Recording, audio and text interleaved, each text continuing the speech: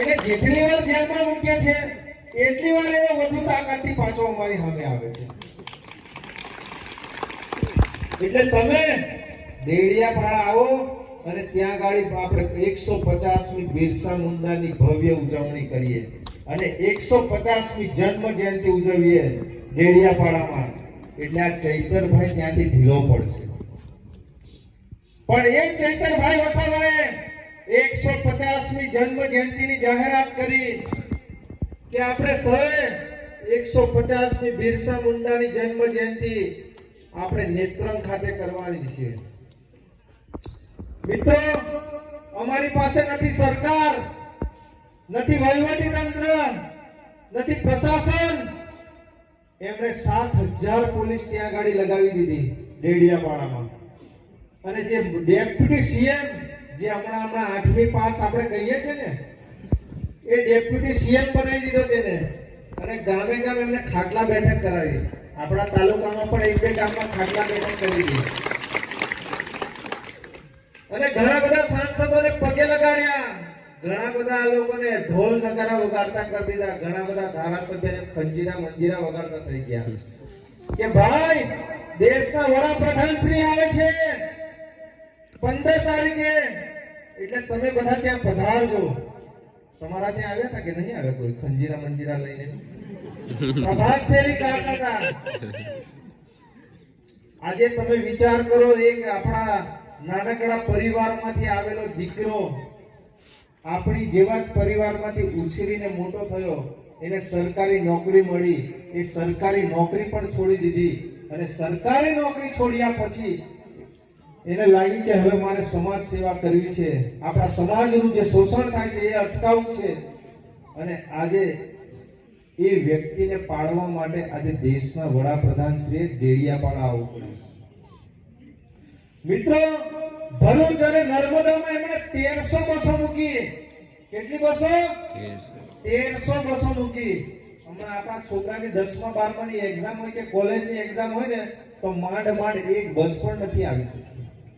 અને દેશના વડાપ્રધાન માટે 1300 બસો ફક્ત ભરૂચ અને નર્મદા જિલ્લામાં મૂકવામાં આવી, છોટાઉદેપુરમાં મૂકવામાં આવી, દાહોદમાં મૂકવામાં આવી, બારડોલી, વ્યારા, ઉમરગામ. છેલ્લે પબ્લિક એમને મહારાષ્ટ્રમાંથી પણ લાવવી પડી બસો મૂકીને. અને તેમ છતાં આજે તમે ત્યાં ગાડી જુઓ, પોલીસ પ્રશાસન, વહીવટી તંત્ર, આશા વર્કર બહેનો, આંગણવાડી બહેનો બધાને બોલાવીને ત્યાં ગાડી ફક્ત પ્રજા કેટલી થઈ? 35 થી 40 હજાર પબ્લિક. અને બસો તમે જુઓ તો આ બાજુથી જોઈએ તો આર પાર પેલી બાજુ દેખાય ને? જ્યારે આપણે તો કોઈને 1 રૂપિયો આપ્યો નતો, બધાને કીધું તું ભાઈ સ્વયંભૂ આપણે 150મી જન્મ જયંતિ ઉજવવાની છે એટલે બધા સ્વયંભૂ આવજો. એટલી બધી સવારની પોરમાં ઠંડી લાગે. આપણા આદિવાસી સમાજના ઘણા બધા લોકો અને દરેક સમાજના લોકો 3 સવારી 2 વ્હીલર બાઇક પર આવ્યા. જેને ઇકો મળી તે ઇકો લઈને આવ્યા. અમુક લોકો પિકઅપો ભરીને આવ્યા. અમુક લોકો પોતાના પ્રાઇવેટ વાહનો લઈને આવ્યા.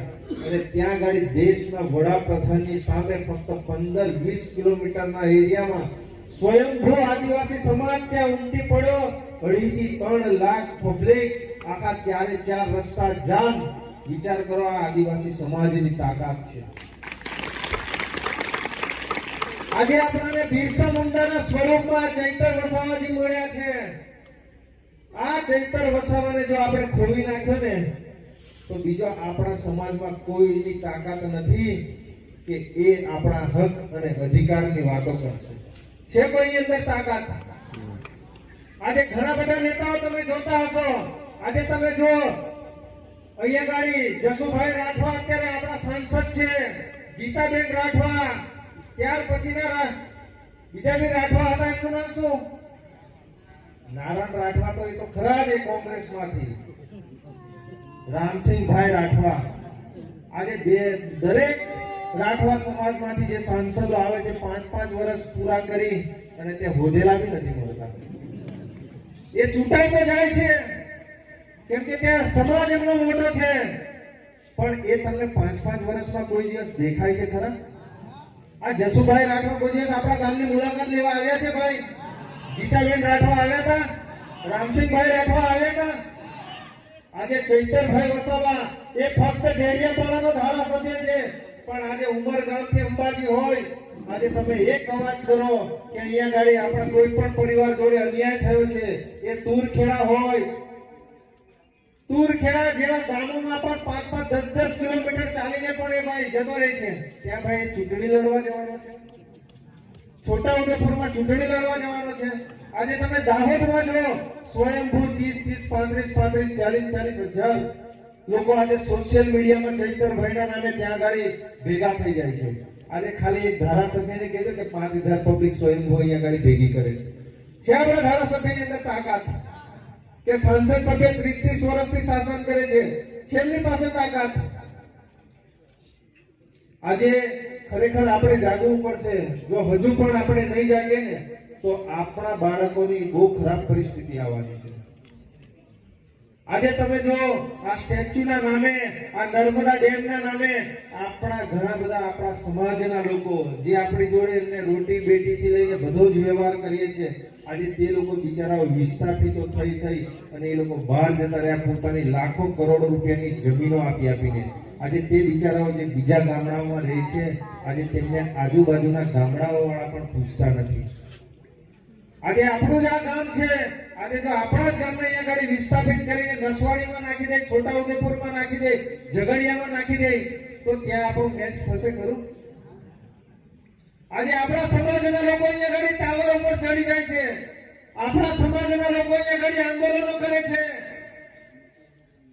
પણ તેમ છતાં આપણા સમાજના લોકોને ન્યાય નથી મળતો. આ ભારતીય જનતા પાર્ટીના શાસનમાં, આ બેઠેલા સરકારમાં આપણા આદિવાસી સમાજના ઘણા બધા લોકો અહીંયા ગાડી નેતાઓ છે, પણ તેમ છતાં એ આપણા સમાજ માટે આપણા હક અને અધિકારની વાત નથી કરતા.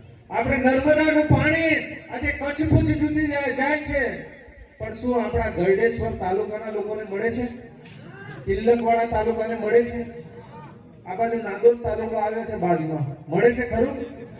આજે આપણા વિસ્તારમાં 2 ડેમ છે, પણ તેમ છતાં આપણે પાણી માટે વલખા મારવા પડે છે. એટલે હમણાં હાઇડ્રો પ્રોજેક્ટના નામે આપણી જમીનો લેવામાં આવે છે, જીએમડીસી ના નામે આપણી જમીનો છીનવાઈ જાય છે. અત્યારે માલસામઠ પ્રોજેક્ટ આવ્યો છે, અત્યારે દેવમોગરામાં જે આપણી કુળદેવી છે, આજે તે માતાજીના મંદિરે પણ આજે દેશના વડાપ્રધાન આવ્યા, ઘણા બધા લાકડા ઝાડો કાપી અને ત્યાં ગાડી આખું મેદાન જેવું કરી દીધું. અને મેદાન જેવું તો ત્યાં કરી દીધું, પણ ત્યાં ગાડી 9800 કરોડ રૂપિયાના પ્રોજેક્ટો આવી ગયા. એટલે જેવી રીતે આપણી કેવડિયાની વારી આવી છે, એવી રીતે આવનારા દિવસોમાં ત્યાં જ એ પરિસ્થિતિ આવવાની છે. પણ તેમ છતાં આપણા કોઈ નેતાઓ બોલવા માટે તૈયાર નથી. આપણા સમાજમાં જાગૃતતા નથી, આપણા સમાજમાં એકતા નથી. અમારી જે આ ટીમ છે, આ ચૈતરભાઈ, અમે આ અમારી ટીમ, અમે આપણા હક અને અધિકાર માટે ભૂખે તરસે આપણા સમાજ માટે લડીએ છીએ. પણ આપણા સમાજમાં પણ હવે ઘરે ઘરે અને ગામે ગામ તમારે ચૈતરભાઈ પેદા કરવો પડશે.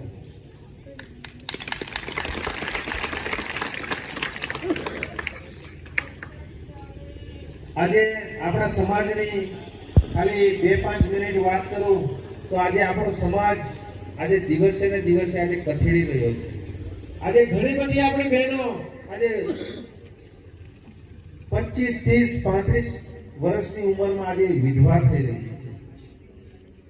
આજે અમારા ઘણા બધા જે યુવા સાથી મિત્રો છે, એ આજે ભણી ગણીને આજે ગ્રેજ્યુએટ થયા, પણ તેમ છતાં પણ આજે એ લોકો નોકરી નથી કરતા.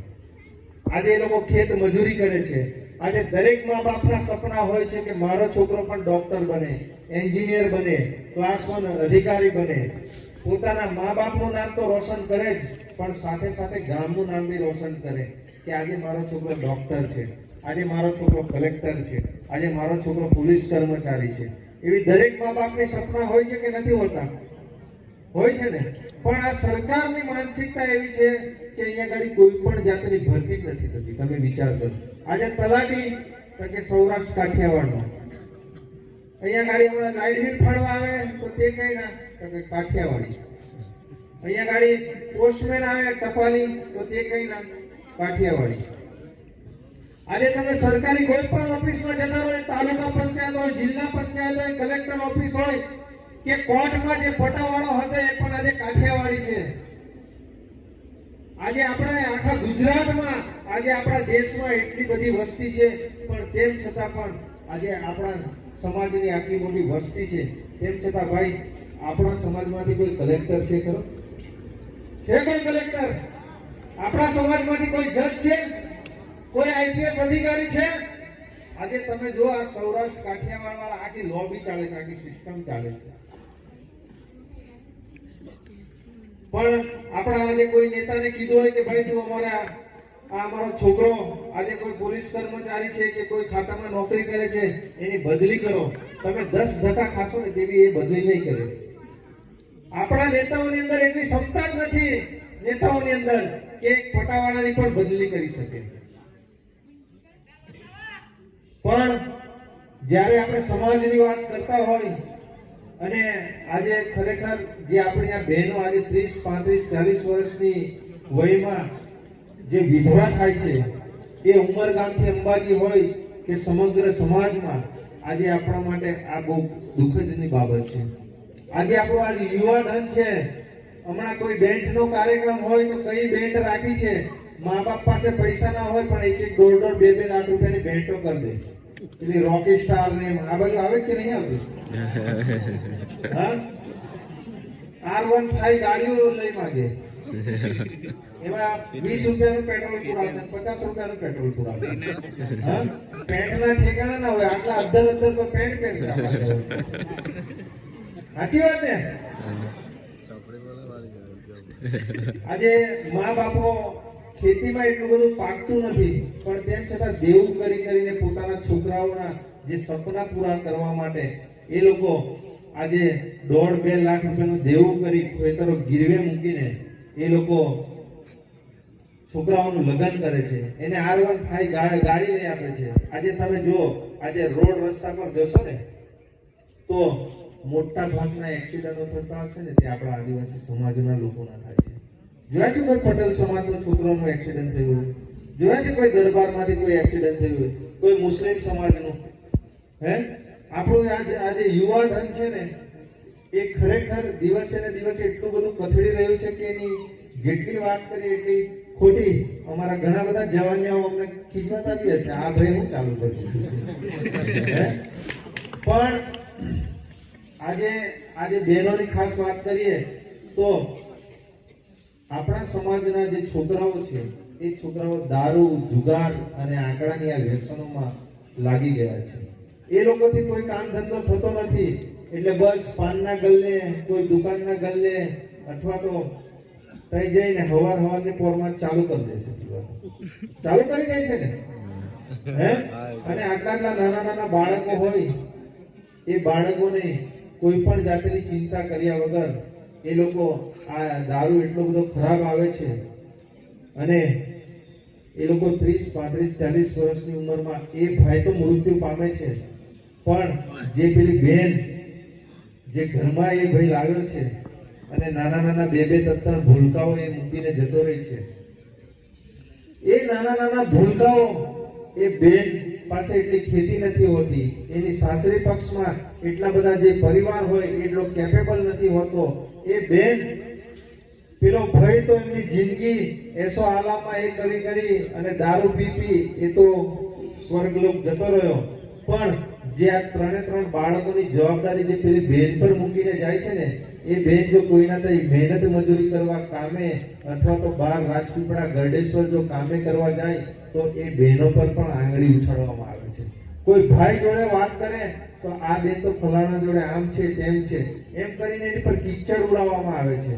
પણ જે આ 3 બાળકો, આ 2 બાળકો મૂકીને જાય છે, એ બેન પોતે પેટે પાટા બાંધી અને તે પોતાના બાળકોને ભણાવી ગણાવીને મોટા કરે છે. એ બેનની વેદના તો એ લોકો જાણતા હશે. એટલે ખરેખર અમારા યુવા સાથી મિત્રોને પણ નમ્ર વિનંતી છે કે આદિવાસી સમાજ ખરેખર દારૂ તો આપણે પીવો જ જોઈએ, વાંધો નહીં, પણ તમે 200, 500, 1000 રૂપિયા જે કમાઈને આવો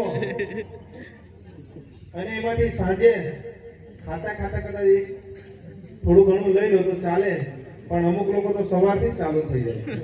એટલે એની પર થોડું પ્રતિબંધ મૂકો અને થોડી જાગૃતતા લાવો એવી આપ સૌને અમારી નમ્ર વિનંતી છે. ઘણું બધું કહેવું છે, પણ ઘણું પણ અમારું આજે છેલ્લા 2-4 દિવસથી કાર્યક્રમો એટલા બધા સતત વધારે છે. એના લીધે હું નથી કહેતો, અમે ફરીથી તમારા ગામમાં આવશું. અને આજે ખરેખર બહુ આનંદ થયો, તમારો આટલો સારો અમને પ્રેમ મળ્યો અને તમે અમને આટલા શાંતિથી સાંભળ્યા એ બદલ તમારો અમે દિલથી ખૂબ ખૂબ આભાર વ્યક્ત કરીએ.